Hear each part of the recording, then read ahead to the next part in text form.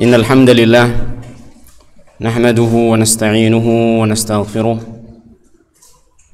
ونعوذ بالله من شرور أنفسنا وسيئات أعمالنا من يهده الله فلا مضل له ومن يضلل فلا هادي له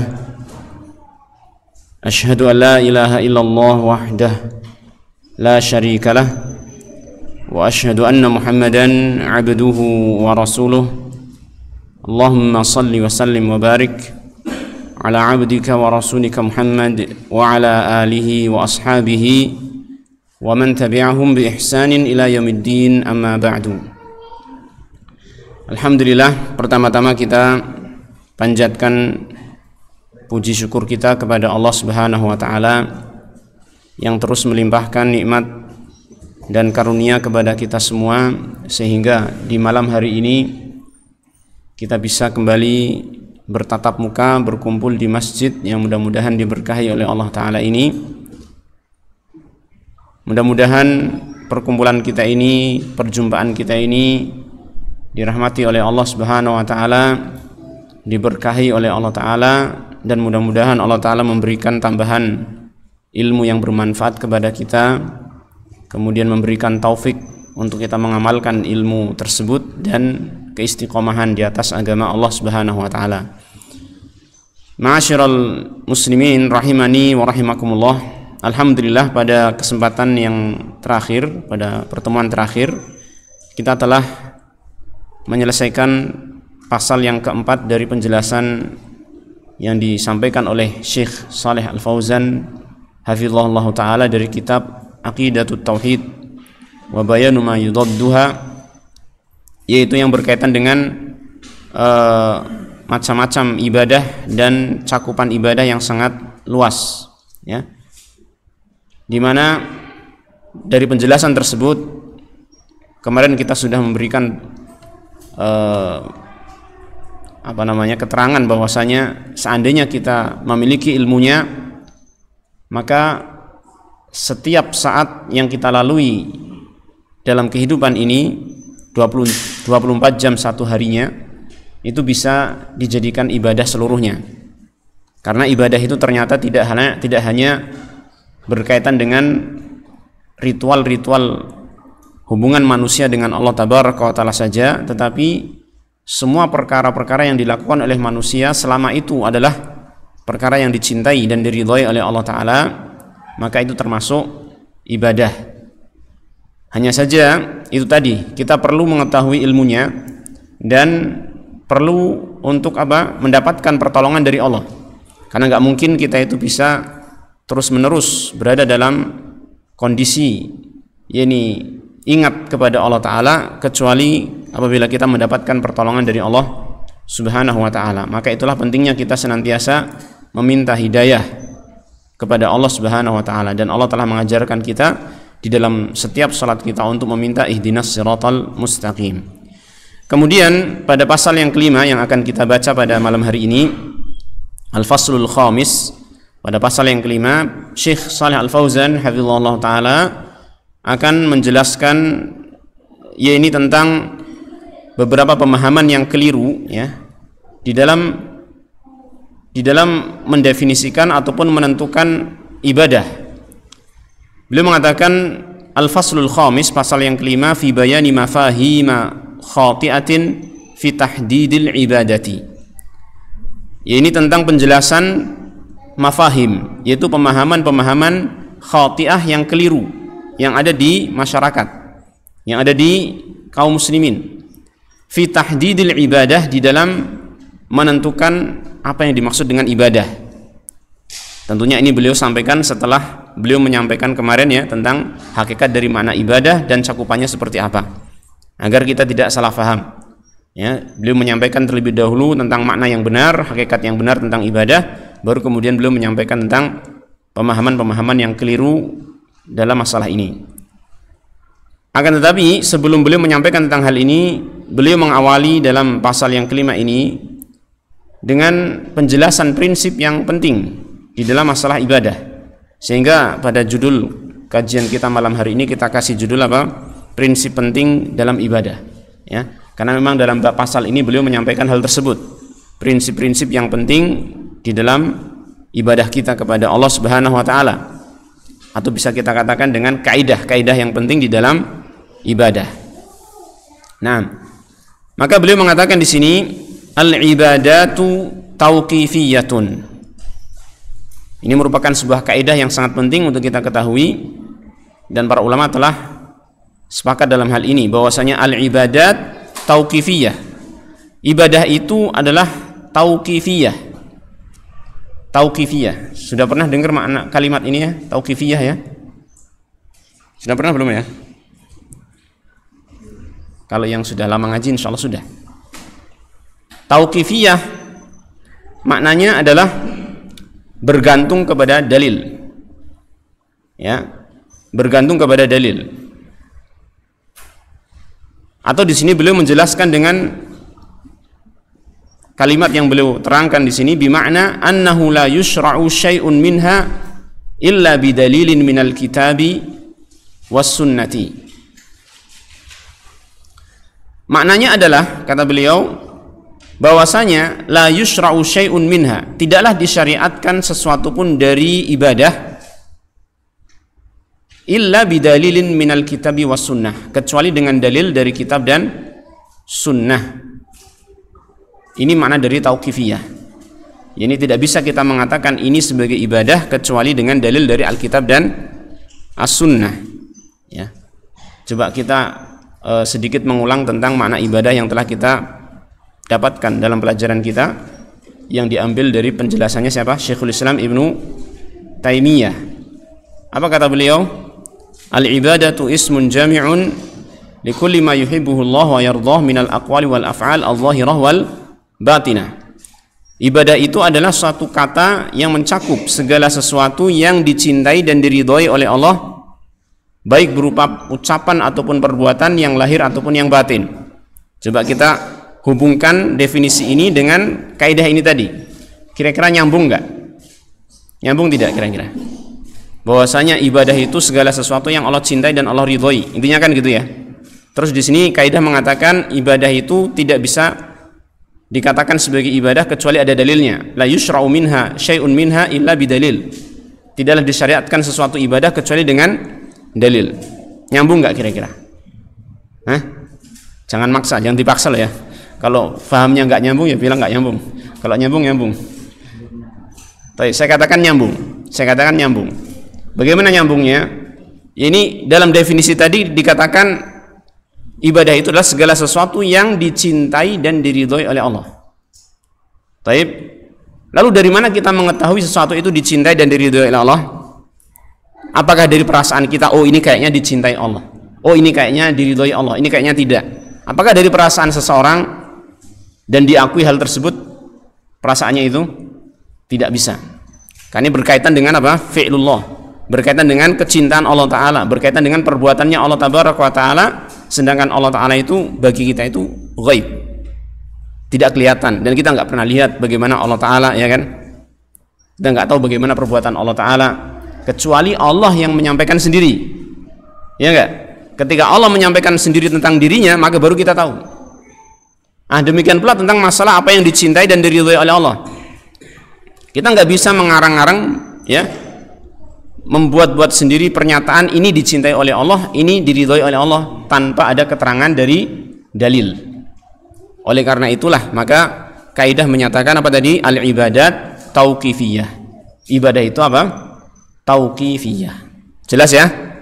Sehingga tidak bisa kita mengatakan ini ibadah, ini ibadah, ini ibadah kecuali dengan adanya keterangan dari dalil Alkitab ataupun As-Sunnah. Artinya ada keterangan wahyu dari Allah Subhanahu wa ta'ala.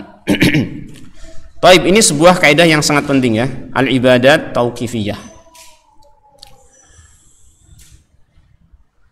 Kemudian Syekh mengatakan di sini wa ma lam yusra' fahuwa bid'atun mardudatun. Dan apa saja yang tidak disyariatkan maka dia adalah bid'ah yang tertolak. Bid'ah yang tertolak. Apa saja yang tidak disyariatkan maka dia adalah bid'ah yang tertolak. Maksudnya adalah apabila ada sesuatu yang tidak disyariatkan oleh Allah Subhanahu wa ta'ala, baik melalui Al-Quran ataupun hadis, kok kemudian ada orang yang meyakini perkara tersebut sebagai ibadah, maka itu dikategorikan sebagai bid'ah mardudah, sebagai bid'ah yang tertolak. Ya, saya ulangi lagi, apabila ada perkara-perkara yang tidak disyariatkan ya oleh Allah Tabaraka wa Ta'ala, lalu ada seseorang yang meyakini perkara tersebut sebagai ibadah, padahal tidak ada keterangan, maka hal tersebut bisa termasuk ke dalam apa? Bid'ah mardudah. Perkara yang bid'ah, perkara yang baru dalam agama, yang itu tidak akan diterima oleh Allah Subhanahu wa Ta'ala. Ya. Bisa kita ngambil contoh ya? Tidak apa-apa ya? Kita ngambil contoh misalnya. Ya mungkin walaupun masyarakat kita itu banyak yang melakukannya, tapi nggak apa-apa lah ya. Sekali-kali. Ya, ini perayaan Maulid. Contohnya perayaan Maulid Nabi. Ya. Sebagian orang menganggap perayaan Maulid Nabi ini sebagai apa? Ibadah atau tidak? Ibadah. Kalau bukan ibadah, ngapain mereka capek-capek ngeluarin uang banyak gitu ya? Itu ibadah. Mereka menganggap itu sebagai sarana mereka untuk mewujudkan kecintaan kepada Nabi SAW, dan mereka menganggapnya itu berpahala. Berarti kan mereka menganggap sebagai ibadah. Kalau dia merupakan ibadah, maka kita harus tahu bahwasanya ibadah itu adalah tauqifiyah, harus berdasarkan dalil. Adakah dalil yang menunjukkan bahwasanya Maulid Nabi, perayaan Maulid Nabi, saya katakan perayaannya ya, bukan Maulid Nabinya. Perayaannya Maulid Nabi adalah apa? Termasuk perkara yang disyariatkan. Ternyata kita nggak akan mendapatinya. Perayaan Maulid Nabi sebagai apa? Sebagai perkara yang disyariatkan dalam Islam. Rasulullah SAW sendiri tidak pernah merayakan. Para sahabat radhiyallahu anhum juga tidak pernah merayakan. Ya. Para tabi'in juga tidak pernah merayakan. Jadi perkara yang baru, bukan perkara yang termasuk ibadah. Maksudnya ibadah yang diakui oleh Allah Subhanahu wa Ta'ala, bukan. Ya. Mungkin ada sebagian orang yang berdalil, ini jadi nambah, nggak apa-apa guys. Berdalil dengan apa? Perbuatan Nabi SAW yang biasa berpuasa pada hari Senin. Kemudian dia mengatakan, Rasulullah mengatakan, ini adalah hari di mana aku dilahirkan. Ya enggak? Ada orang yang merayakan Maulid Nabi, kemudian berdalil dengan hadis ini. Saya berpuasa tiap hari Senin karena itu adalah apa? Hari aku dilahirkan. Yang dilakukan oleh Nabi SAW ini apa? Puasa atau perayaan Maulid Nabi? Puasa. Kalau antum mau ngikutin Nabi SAW, maka ikutilah puasa hari Senin. Kan gitu kan? Bukan perayaan Maulid Nabinya. Jadi ini bukan dalil untuk merayakan Maulid Nabi. Apalagi kalau kita lihat perayaan Maulid Nabi yang mereka lakukan itu tidak sama dengan apa yang dilakukan oleh Rasulullah sallallahu alaihi wasallam. Kan gitu ya. Jadi ini contoh saja, ini sekedar contoh bahwasanya sesuatu yang tidak disyariatkan oleh Allah Taala dan Rasulnya sallallahu alaihi wasallam, kok ada orang yang meyakini itu sebagai ibadah, maka itu bisa terkategorikan sebagai bid'ah, perkara yang baru dalam agama, dan itu tertolak. Kama qala Nabi sallallahu alaihi wasallam, sebagaimana dikatakan oleh Nabi sallallahu alaihi wasallam, man amila amalan laisa alaihi amruna fahuwa raddun. Barang siapa yang melakukan amalan tidak ada padanya perintah kami ya ataupun tuntunan kami, maka amalan tersebut raddun ay mardudun alaihi amaluhu, yakni tertolak baginya amalnya, tertolak pada dia amalnya. Allah tidak akan menerima amalan tersebut ya. La yuqbalu minhu, tidak akan diterima darinya.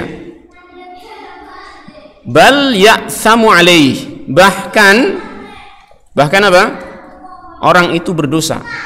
Bahkan orang itu berdosa ketika melakukan amalan tersebut. Alih-alih mendapatkan pahala karena menganggap itu adalah ibadah, ternyata dia malah mendapatkan apa? Dosa. Karena dia telah menyelisihi tuntunan Rasulullah sallallahu alaihi wasallam. Li'annahu ma'siyatun wa laysa ta'atan. Karena itu merupakan maksiat, bukan ketaatan. Jadi melakukan kebid'ahan itu bukanlah merupakan ketaatan, ikhwan. Walaupun orang menganggapnya itu sebagai ketaatan, merupakan ibadah, tetapi hakikatnya dia adalah kemaksiatan. Kenapa kemaksiatan? Ada yang tahu jawabannya? Kenapa kemaksiatan?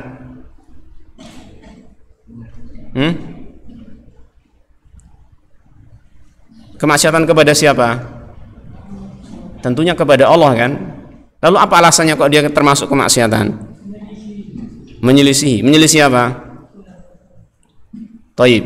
Kita tahu Allah Ta'ala mengutus utusannya para Rasul alaihi wassalatu wassalam untuk apa? Untuk ditaati, untuk diikuti jalannya, kan gitu.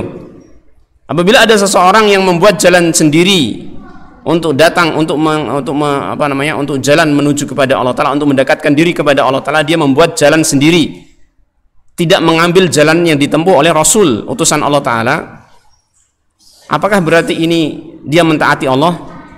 Kan tidak. Seandainya dia mau mentaati Allah Ta'ala, harusnya dia mengikuti jalan yang diberikan oleh siapa? Allah Ta'ala. Ini loh jalan yang saya berikan lewat utusan Rasul. Utusannya Allah Ta'ala itu Rasul. Kok ada orang yang kemudian mengambil jalan lain selain jalannya Rasul Sallallahu Alaihi Wasallam, maka hakikatnya dia telah melakukan kemaksiatan kepada Allah Subhanahu Wa Ta'ala, bukan ketaatan. Walaupun dia menganggap itu sebagai ketaatan kepada Allah Subhanahu Wa Ta'ala, hakikatnya dia telah berbuat kemaksiatan. Maka hendaknya kita berhati-hati ya di dalam melakukan amal ibadah yang kita lakukan dengan kaidah yang telah kita sebutkan tadi. Ibadah itu tauqifiyah, harus berdasarkan dalil. Harus berdasarkan apa? Dalil. Maka kita harus belajar untuk mengetahui bahwasanya ibadah yang kita lakukan itu memang ada dalilnya. Karena kalau tidak belajar kita nggak akan tahu. Kita bisa terombang-ambingkan oleh orang-orang yang menganggap ini sebagai ibadah padahal itu bukan ibadah. Nah,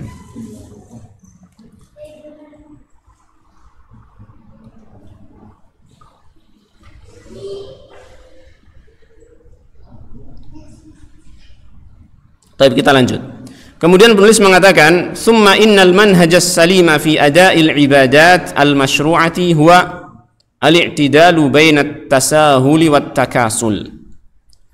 Kemudian sesungguhnya bahwasanya manhaj as-salim, jalan yang selamat, fi ada'il ibadatil masyru'ah, di dalam melaksanakan ibadah-ibadah yang disyariatkan, adalah dengan bersikap i'tidal,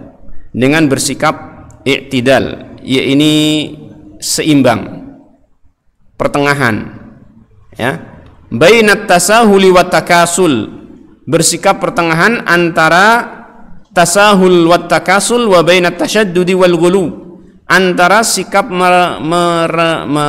meremehkan dan bermalas-malasan dengan sikap tasyaddud, bersikap kenceng dan ghulu, berlebih-lebihan. Jadi dalam melaksanakan ibadah kita harus berada di posisi tengah ya, tidak berlebih-lebihan, terlalu kenceng berlebih-lebihan ya kan, tidak pula terlalu meremehkan, bermalas-malasan dalam beribadah. Maka harus pertengahan ya, harus pertengahan.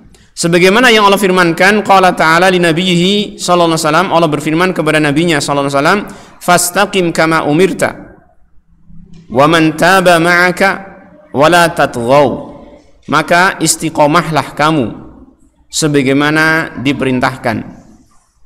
Wa man taba ma'aka, dan juga orang-orang yang bertaubat bersama denganmu. Wa la tatghaw, dan janganlah melampaui batas. Dalam surat Hud ayat 112. Ya, surat Hud ayat 112. Di sini Allah memerintahkan kepada Nabi Muhammad sallallahu alaihi wasallam untuk istiqomah. Apa yang makna istiqomah? Apa makna istiqomah? Ajak, stabil, continue. Berarti kalau ada orang yang mencuri terus-terusan itu istiqomah, Pak ya? Enggak gitu ya. Jadi istiqomah itu maknanya bukan ajak, tapi istiqomah itu berada di atas jalan yang lurus. Ya, sulukut tariqil qawim min ghairi i'wijajin minhu yumnatan wala yusratan. Ini disebutkan oleh Al-Imam Ibnu Rajab Al-Hambali. Jadi menempuh jalan yang lurus tanpa membelok ke kanan ataupun ke kiri. Dan hal itu dengan cara apa? Melaksanakan ini syariat Allah Ta'ala ini. Melaksanakan syariat Allah. Oleh karena itu istiqomah itu hanya istilah untuk istilah hanya untuk apa? orang-orang yang betul-betul dia melaksanakan syariat Allah dan tetap di atas syariatnya. Ini istiqomah. Adapun orang yang melaksanakan keburukan terus ajeg di situ, namanya bukan istiqomah, walaupun dia tetap continue. Ya, jadi istiqomah ini kan lurus maknanya kan, dari kata istaqoma yastaqimu, lurus. Jadi harus mengandung dua unsur, yaitu meniti jalan yang lurus, yaitu syariatnya Allah Ta'ala, agama yang lurus ini, agama yang benar ini, dan tetap berada di atasnya, ajegnya ini di sini, ya kan? Harus mengandung dua unsur ini, istiqomah. Ya, kalau cuma ajeg saja, maka dia bukan istiqomah. Kalau cuma meniti jalan lurus saja, kemudian dia menyimpang, itu juga bukan istiqomah. Maka harus ada dua ini, meniti jalan yang lurus, ya kan? Kemudian dia ajeg di situ, tetap berada di atas jalan yang lurus tersebut tanpa membelok ke kanan ataupun ke kiri. Nah, bagaimana cara beristiqomah? Dia katakan dalam ayat ini, fastaqim kama umirta. Istiqomahlah kamu sebagaimana diperintah. Sehingga tidak akan mungkin seseorang itu istiqomah kecuali dengan mengikuti syariat, mengikuti tuntunan dari Allah dan Rasulnya Sallallahu Alaihi Wasallam. Dan di akhir ayat tersebut Allah mengatakan wala tatghaw, dan jangan melampaui batas. Jangan melampaui batas. Ya. Karena kalau seseorang itu melampaui batas, ya, itu pasti akan menyimpang. Pasti akan menyimpang dari jalan yang lurus. Ya. Sebagaimana nanti kita akan lihat apa yang dinukil oleh Syekh di sini. Fahadhil ayatul karimatu fiha rasmun li khuttatil manhajis salimi fi fi'lil ibadat. Maka ayat yang mulia ini, di dalam ayat tersebut terdapat rasmun. Rasmun itu garis, ya. Li khuttatil manhajis salim, untuk meniti jalan yang lurus ini, jalan yang selamat ini. Jadi ayat tersebut merupakan garis yang Allah tuliskan, yang Allah berikan kepada kita untuk meniti jalan yang selamat di dalam melaksanakan ibadah. Jadi ada apa sih namanya, saya kok nyari bahasa kok susah banget ya. Ini rambu-rambu rel yang merupakan garis yang lurus, ya, garis yang dituliskan, digambarkan oleh Allah Tabaraka wa Ta'ala agar kita itu menitinya, ya. Jadi Allah Ta'ala sudah menuliskan garisnya tersebut untuk kita dalam beribadah. Maka hendaknya kita mengikuti garis tersebut yang telah Allah gariskan. Wa dzalika bil istiqamati fi fi'liha 'ala tariqil mu'tadil, yaitu dengan istiqomah dalam melaksanakannya di atas jalan yang mu'tadil, jalan yang pertengahan. Alladzi laisa fihi ifratun wala tafritun, yang tidak ada sikap melampaui batas dan tidak ada sikap meremehkan. Ini dalam ibadah harusnya kita bersikap pertengahan seperti ini. Ya. Tidak melampaui batas, tidak pula meremehkan. Dan sebenarnya para ulama telah menjelaskan agar kita itu bisa bersikap pertengahan, yaitu apa? Mengikuti tuntunan syariat, sudah selesai. Ya, mengikuti tuntunan syariat Rasulullah SAW, maka itulah sikap pertengahan, sudah selesai di situ. Ya, barang siapa yang tidak mengikuti tuntunan Rasulullah SAW, tidak mengikuti garis yang dituntunkan oleh Rasulullah SAW, maka secara otomatis dia akan mungkin melampaui batas atau meremehkan. Ya, jadi jalan yang pertengahan, ya, yaitu at-tariqul mu'tadil tadi, jalan yang pertengahan di dalam beribadah adalah dengan apa? Mengikuti tuntunan Rasulullah sallallahu alaihi wasallam. Maka itu sudah cukup. Ya. Hasaba syara', yaitu sesuai dengan syariat. Kama umirta, sebagaimana disebutkan dalam ayat tadi adalah kama umirta, sebagaimana kamu diperintahkan. Nah. Jadi intinya adalah apa? Dalam beribadah kita harus berusaha bagaimana semaksimal mungkin untuk sesuai dengan jalan yang telah digariskan oleh Allah dan Rasulnya Sallallahu Alaihi Wasallam. Dan sekali lagi ini perlu adanya apa? Usaha kita untuk mempelajari agama ini, belajar dan terus belajar. Karena mungkin kita mengetahui tuntunan Rasulullah SAW kecuali dengan mempelajari ilmu agama ini. Nah, Tsumma akkada dzalika biqaulih, kemudian Allah taala menegaskan hal itu dengan firman-Nya wala tadghaw, dan janganlah kalian melampaui batas. Yani di dalam beribadah ini jangan melampaui batas. Apa yang dimaksud dengan melampaui batas? Wat-tughyanu mujawazatul haddi bitashaddudi wat tanattu'i wa huwal ghulu. At-tughyan yaitu melampaui batas, maknanya adalah melampaui batas. Mujawazatul haddi yaitu melampaui batas, ya, repot menerjemahkan. Baik, wat-tughyan mujawazatul haddi. At-tughyan maknanya adalah apa? Mujawazatul haddi yaitu melampaui batas. Sudah digariskan oleh Rasulullah SAW dengan garis yang lurus, kok kemudian terlalu kenceng sehingga apa? Melampaui batas dan membelok. Melampaui batas pastinya membelok, gitu kan? Nah, bit tasyaddudi wat tanattu, dengan tasyaddud yaitu bersikap kenceng, apa ya, wat tanattu, dan berlebihan, ya. Tasyaddud dan tanattu sama artinya, ya. Tasyaddud dan tanattu itu bersikap terlalu kenceng dan berlebih-lebihan. Tasyaddud dan tanattu. Nanti kita akan lihat contohnya insyaallah. Wa huwal ghulu, dan itulah yang disebut dengan apa? Ghulu, sikap ghulu, berlebih-lebihan. Nah, kemudian dicontohkan di sini oleh penulis sebuah kisah, ya, yang dulu pernah terjadi di zaman Rasulullah SAW. Walamma alima sallallahu alaihi wasallam bi anna thalathatan min ashabihi taqallu a'malahu.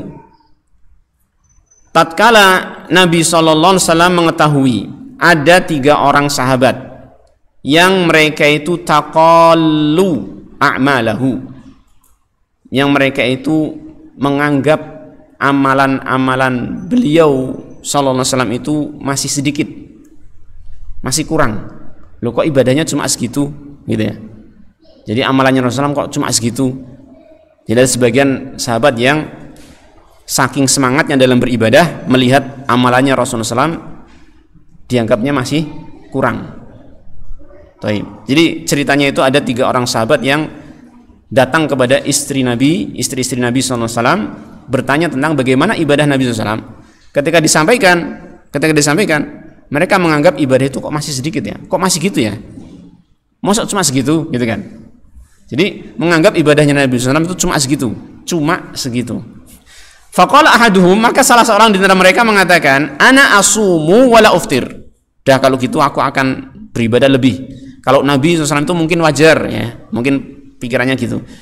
Nabi Muhammad SAW itu wajar karena dia apa? Nabi yang sudah diampuni dosa-dosanya yang telah lalu dan yang akan datang. Ya, ibadahnya dikit seperti itu wajar lah. Kita kan nggak ada jaminan untuk diampuni dosanya. Oh, kalau gitu kita ibadah dengan lebih kencang dari Nabi Sallallahu Alaihi Wasallam.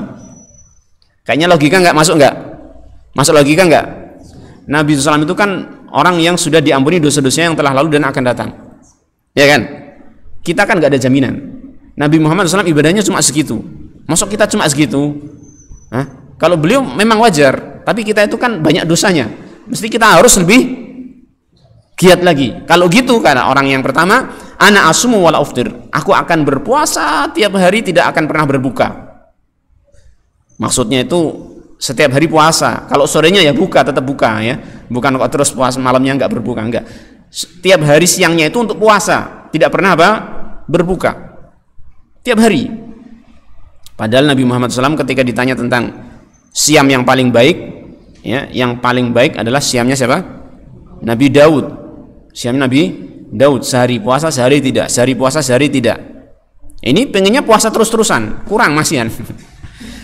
Wa qala al-akhar, dan orang yang kedua mengatakan, ana usolli wala arqud, aku akan sholat terus tidak akan tidur. Maksudnya di waktu malam. Setelah sholat Isya dia akan terus berjaga. Maksudnya tidak tidur untuk digunakan apa? Ibadah terus-terusan, sholat. Ya. Ya mungkin tidurnya kapan ya nggak tahu. Mungkin siang jadi kelelawar mungkin. Yang jelas malamnya itu digunakan untuk ibadah terus. Ya. Semalam suntuk, terus-terusan tiap malam seperti itu. Wa qala tsalits, dan yang ketiga mengatakan ana la atazawwajun nisa. Yang ketiga mengatakan aku tidak akan menikahi wanita. Karena dia menganggap kalau menikah wanita itu berarti apa? Melampiaskan nafsu, ya. memperturutkan nafsunya dia, syahwatnya dia, dan akan mengurangi jatah untuk ibadah, ya kan gitu ya. Ketika seorang menikah itu biasanya waktu malamnya digunakan untuk ini dengan istrinya dan apalah pokoknya gitu ya, sehingga berkurang jatah untuk ibadah, sehingga dia memikirkan biar saya itu bisa fokus ibadah, nggak usah nikah aja lah gitu ya, nggak usah nikah aja. Nah, ketika Rasulullah SAW mendengar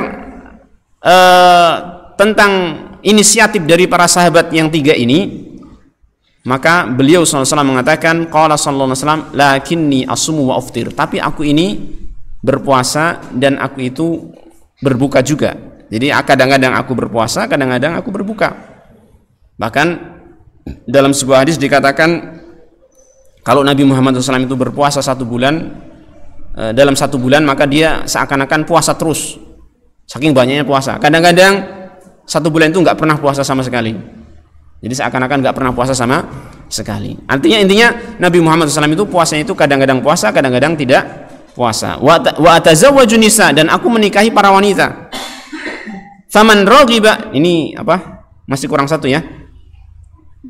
Usolli wa arqud, satunya adalah aku sholat dan aku juga tidur. Jadi ketika waktu malam Rasulullah SAW itu tidak sholat terus, tidak menggunakan malamnya untuk ibadah terus. Beliau juga tidur di waktu malam. Kecuali dalam kesempatan-kesempatan khusus yang memang itu waktu yang sangat mulia. Beliau pernah dari Isya sampai mau subuh melaksanakan sholat. Yaitu ketika kapan itu? Ketika malam Lailatul Qadar. Yaitu ketika malam yang diharapkan di situ ada Lailatul Qadar, yaitu di malam 27 Ramadan.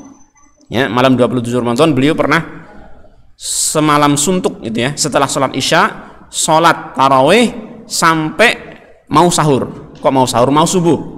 Sampai mau subuh. Jadi nggak tidur semalaman itu. Tapi itu sekali saja, tidak tiap hari. Sedangkan orang ini tadi inginnya tiap hari, ya kan? Maka itu keliru. Maka Rasulullah SAW mengatakan, faman raghiba an sunnati falaysa minni. Barang siapa yang tidak menyukai sunnahku, tuntunanku, ajaranku, falaysa minni, maka dia bukan termasuk golonganku. Bukan termasuk golonganku. Dan ini merupakan kalimat yang sangat pedas ya, sangat tegas, keras dari Rasulullah SAW, mengatakan orang yang tidak suka sunnahku, ajaranku, tuntunanku, maka dia tidak termasuk golonganku, tidak termasuk golongan Rasulullah SAW. Apakah kita mau disebut sebagai orang yang tidak termasuk golongan Rasulullah SAW? Tentunya tidak. Kita semua sebagai umat Nabi Muhammad SAW, kita ingin jadi golongannya Rasulullah Sallallahu Alaihi Wasallam. Maka hendaknya kita mengikuti sunnah Rasulullah SAW. Nah, kemudian tadi kalau ada orang yang mengatakan, yaitu bahwasanya itu wajar Rasulullah SAW itu salat ibadahnya itu cuma segitu karena sudah diampuni dosa-dosanya yang awal dan yang akhir, ya kan? Sedangkan kita itu banyak dosanya, maka kita mestinya lebih banyak dari Nabi Muhammad SAW. Maka jawabannya apa? Dalam hadis ini juga sebenarnya ada kalimat Rasulullah SAW mengatakan bahwasanya aku adalah a'lamukum billahi wa atqakum lahu. Aku adalah orang yang paling mengetahui, paling mengenal tentang Allah Ta'ala dan paling bertakwa kepada Allah daripada kalian. Artinya apa? Puncaknya ketakwaan adalah siapa? Rasulullah SAW. Ya, puncaknya ketakwaan adalah Rasulullah SAW. Sehingga kalau seseorang ingin lebih takwa dari Rasulullah SAW, lebih banyak ibadahnya dari Rasulullah SAW, maka itu malah akan jadi keliru. Akan jadi keliru. Karena puncaknya ketakwaan sudah ada pada diri Rasulullah SAW. Ana a'lamukum billahi wa atqakum lahu. Aku adalah orang yang paling mengenal tentang Allah Ta'ala dibandingkan kalian, dan aku adalah orang yang paling bertakwa di antara kalian terhadap Allah Subhanahu wa Ta'ala. Maka puncaknya ketakwaan adalah Rasulullah SAW. Barang siapa yang ingin lebih takwa dari Rasulullah SAW, lebih banyak ibadahnya dari Rasulullah SAW, maka itu mustahil.